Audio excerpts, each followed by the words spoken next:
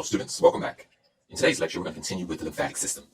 In the last lecture, we saw how lymph was formed. In this lecture, we'll first look at the ultimate fate of the lymph. We will see how it eventually drains into the circulatory system. Then we'll move backwards to show how the lymph was formed. The first thing we're going to need is the human form. So let's redraw the human body from the circulatory system.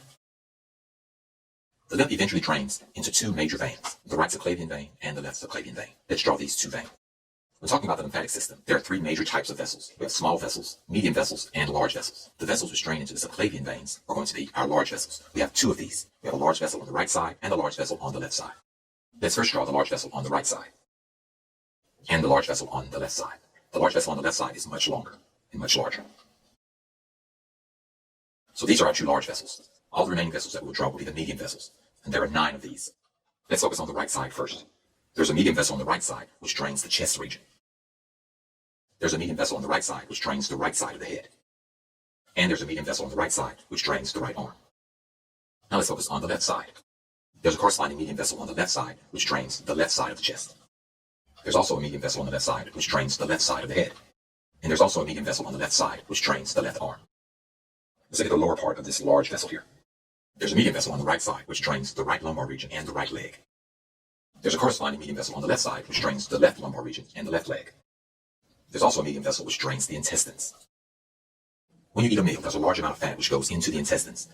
There's no way to put all of that fat directly into the bloodstream. Consequently, there's a fat sac which stores and processes all of this fat before it can go into the lymphatic system. Let's represent that fat sac here. The lymph vessels of the legs and the lumbar region also drain into this fat sac. So these are all of the major lymphatic vessels. What we'll do next is describe the function of each of these vessels first. Only after we've described the functions will we then give the names of these vessels. Let's first name our subclavian veins. Here we have the right subclavian vein, and here we have the left subclavian vein. So named because they're found under the clavicle. And here on the left side, we have the left subclavian vein.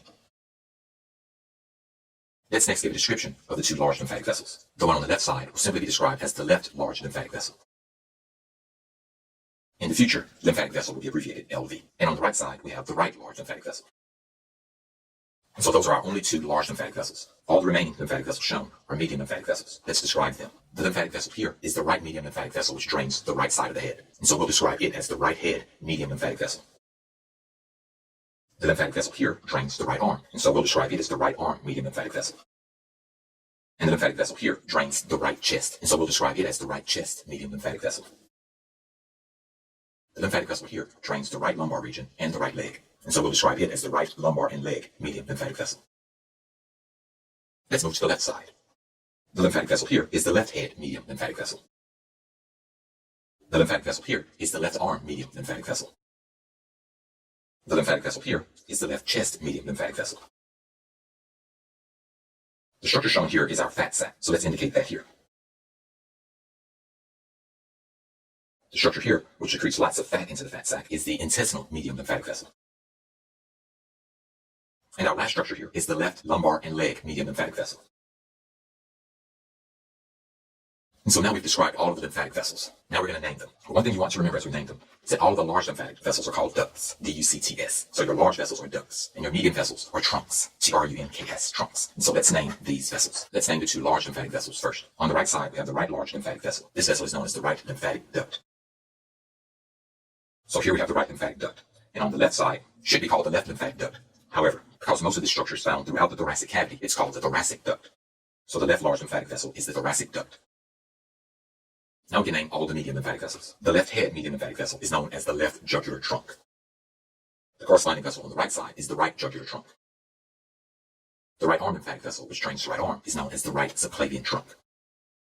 Here's the right subclavian trunk. The corresponding vessel on the left side is the left subclavian trunk. This is the left subclavian trunk. This vessel here drains the left chest and the mediastinum, and so it's called the left bronchiomediastinal trunk. The corresponding vessel on the right side is the right bronchiomediastinal trunk.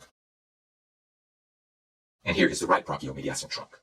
The vessel here which drains the right lumbar and leg is known as the right lumbar trunk. The corresponding vessel on the left side is the left lumbar trunk. Here is the left lumbar trunk. The vessel which drains the intestinal region is known as the intestinal trunk. Here is our fat sac. The Latin word for fat is chyle, C-H-Y-L-E. And so this structure is called our cisterna chyli. A cistern is a large chamber or a large vessel. And so this is the vessel for our fat, cisterna chyli. And so this is our fat sac, cisterna chyli. So everything is in place now except for this Okay, we have one mistake here, just a misplacement. The left bronchiomediastinal trunk here should be here. So I'm just going to move this down. There we are. And so now everything is labeled correctly.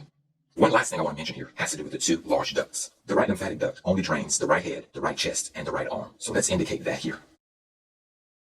The shaded region shows the parts of the body that are drained by the right lymphatic vessel. The rest of the body is drained by the thoracic duct. And it makes sense that it's so large because it drains so much. So our large lymphatic vessels are called ducts. The medium lymphatic vessels are called trunks. The smallest lymphatic vessels are called collecting vessels. Here we have several collecting vessels. Associated with those collecting vessels are nodules called lymph nodes. And it is the smaller lymphatic capillaries which drain into these lymph nodes. And so in this lecture, we've discussed the complete drainage of the lymphatic vessels, and we've named the major lymphatic vessels. And so we'll call this lecture Major Lymphatic Vessels. And so that concludes this lecture on the major lymphatic vessels.